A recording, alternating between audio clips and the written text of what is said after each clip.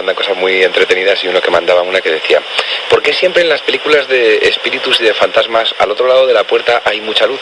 ¿Qué están haciendo? ¿Fotocopias?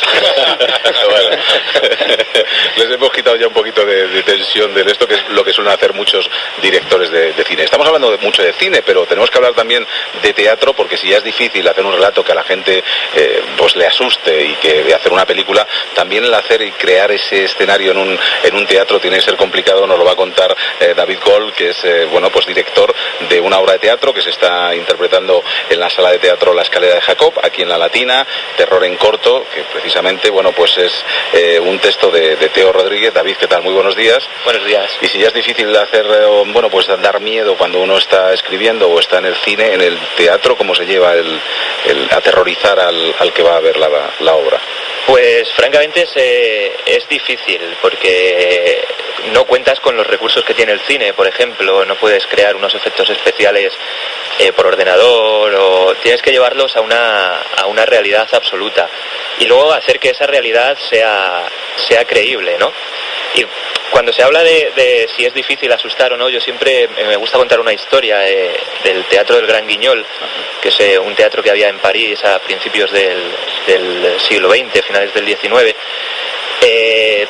donde, bueno, allí se representaban obras muy, muy crueles, muy terroríficas, y de hecho el éxito de las obras se medía por los desmayos que había entre el público.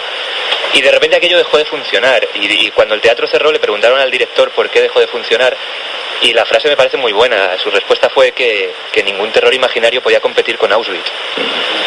Entonces, claro, hoy en día estamos tan acostumbrados a ver imágenes muy duras y muy terroríficas que nos cuesta asustarnos por una ficción. Fíjate, sin embargo, hay gente a la que el terror le atrae, o sea, que necesitan esa adrenalina. Vamos a hablar con el doctor Cabrera, ya saben que es psiquiatra forense y además amigo. Doctor, ¿qué tal? Muy buenos días. Hola, ¿qué tal estáis todos? Pues mira, pasando un poquito de miedo, y queríamos menos. queríamos charlar contigo para ver qué es lo que tiene el miedo, que de repente a algunas personas yo creo que lo necesitan, ¿no? Que les gusta vivir esa sensación de pasar miedo, ¿no? Bueno, el miedo, al principio, que quede claro, es un mecanismo de supervivencia del animal para defenderse, ¿eh? Sin miedo mueres antes que si lo tienes. Ajá. Esto es muy antiguo, hace millones de años que los mamíferos aprendimos a tener miedo cuando veía un león, nos subíamos al árbol corriendo. Y dicho eso, que es lo biológico, lo médico, hay gente que efectivamente, como tú dices y decís vosotros, necesita adrenalina. Pues igual que el John, que se pincha heroína, el otro hace puenting, hay gente que necesita la adrenalina, y el miedo es magnífico para generar adrenalina. Son anormalidades, quiero decir, eso son perversiones, ¿no?, de la persona que necesita eso. ¿Y dónde se va madurando el miedo, doctor? Cuando uno en la infancia es donde se nos van quedando ya todas esas imágenes que luego de mayor nos van a tener aterrorizados, o dónde se va formando? Completamente. Lo has dicho tú, lo sabe todo el mundo, no lo descubrió Freud, lo descubrieron ya los griegos. La infancia es el patio en el que jugamos el resto de nuestra vida. Cuando una araña de pequeño te pica, te hace daño y lo pasas mal, al final hay una fobia a las arañas. Cuando te tiran de pequeñito a la piscina para que nades a lo bestia, tienes fobia al agua. Es decir, la fobia, que es el miedo intenso, el miedo patológico, digamos. Al final, el miedo del que habláis vosotros, escenográfico, el miedo del teatro, el miedo del cine, es un miedo que el hombre de las cavernas no tendría. Es decir, el hombre de las cavernas sale a una caverna y ve a una niña con una muñeca y le pega una patada. Es decir, en cambio, ese, el miedo que vosotros estáis hablando, es un miedo que culturalmente hemos ido generando desde la escenografía, ¿no? Nada que ver. Claro, tú lo has dicho, que además es cultural, porque seguramente lo que asusta en España no asusta en Japón, por ejemplo, ¿no? Que a lo mejor tienen otro tipo de terror, ¿no? No, para nada. La serpiente típica que en lo judeocristiano es el horror, una serpiente que hay mucha gente tal, en Asia no tiene nada que ver. La serpiente incluso se venera. Los monos son venerados en la India, y aquí un mono no es nada. Es decir, cada cultura... Y luego hay un miedo nuclear para todos los seres humanos, que es el miedo a que ataquen tu vida. Es decir, cuando tu vida está en peligro, ese es el miedo de verdad. Es el miedo de verdad, el miedo del 11 de septiembre, de la gente que estaba allí, incluido yo, por cierto. Aquello es un miedo a la pérdida de la vida. Y luego está el miedo escénico, que efectivamente pues estáis hablando de él muy bien, porque claro, las películas lo han ido troquelando. Pablo Valle. Doctor Cabrera, siempre se ha hablado siempre de un miedo, el miedo a la muerte. Sí. ¿Eso es común en todos? El miedo a la muerte es común a todos los seres vivos, sobre todo mamíferos. Una cucaracha no se ha planteado uno si tiene miedo o no a ser aplastada por un pie. pero que conste que cuando la cucaracha ve algo raro echa a correr, quiero decir.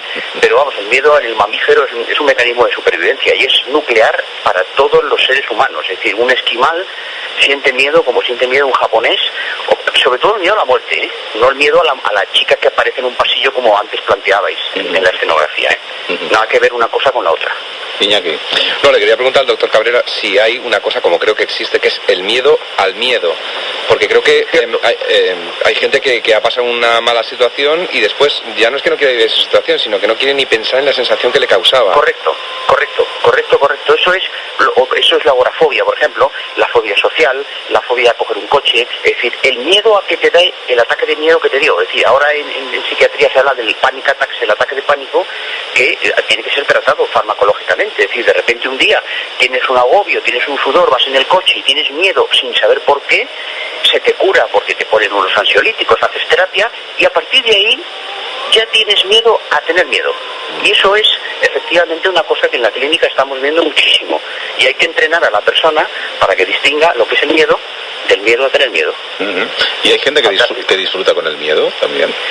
Sí, hay gente que necesita, como decíamos al principio, un calentón, una adrenalina, y lo consigue a base de situaciones de estrés, de miedo. Es decir, yo he conocido gente, pues paracaidistas, gente de puenting, personas que tienen que hacer situaciones extremas para sentirse tal. Esto es una espiral muy difícil de controlar, ¿eh? Y al final acaba con la muerte del individuo. Es decir, cuando uno está jugando con echar adrenalina al cuerpo para sentir placer, entre comillas, al final acabas feneciendo.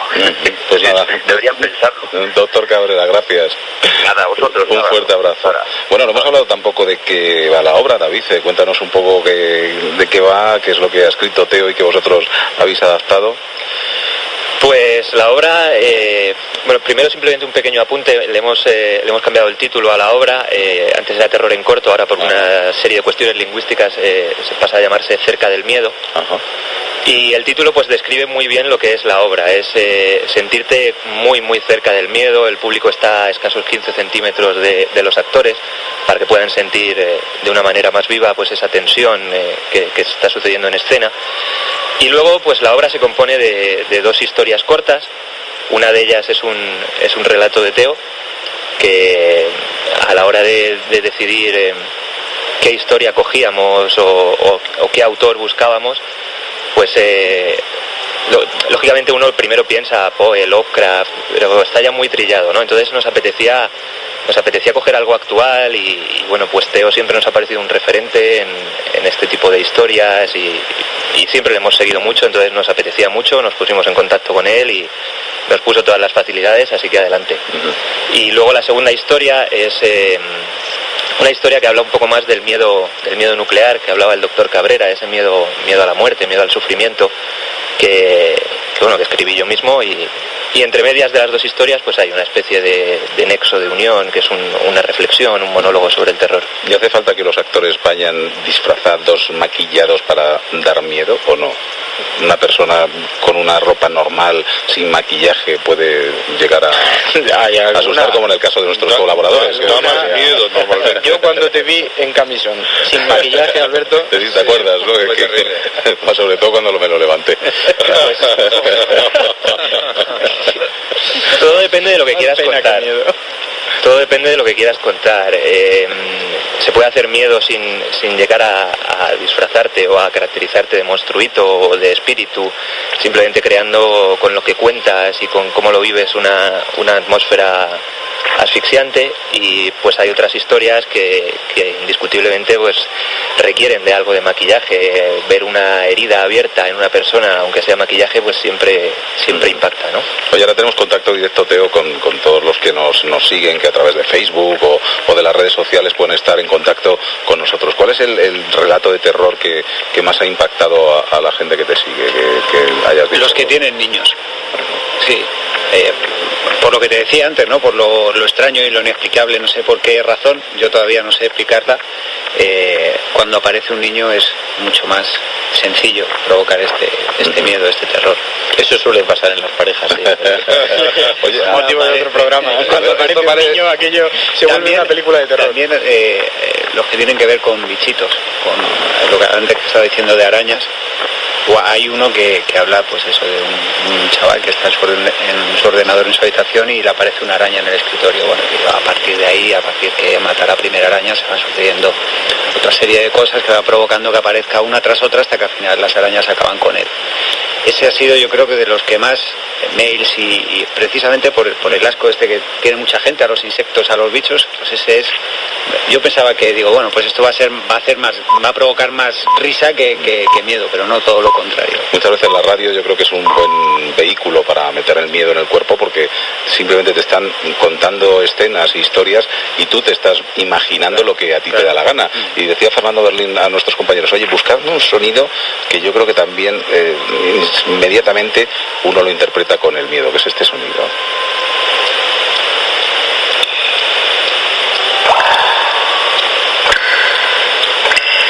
El goteo de un grifo.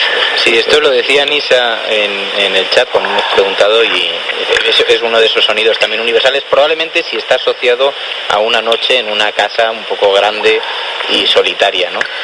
Pero es verdad que es uno de esos sonidos también inquietante, ¿no? Que se repite ahí, sobre todo, bueno, sí, podría ser, porque podría ser en una bañera, ¿no? Bueno, pues esos sonidos que tenemos asociados, en un segundito vamos a hacer un pequeño alto en el camino y les vamos a hablar de cine, de terror también, de esas películas emblemáticas. También pueden ustedes decirnos cuál es la que más les gusta a través de nuestra página de Facebook, entran en A Vivir Madrid y nos la escriben. Y por cierto, tenemos 2 entradas dobles para regalar, ¿no? Para todo aquel que quiera ver esta obra de teatro.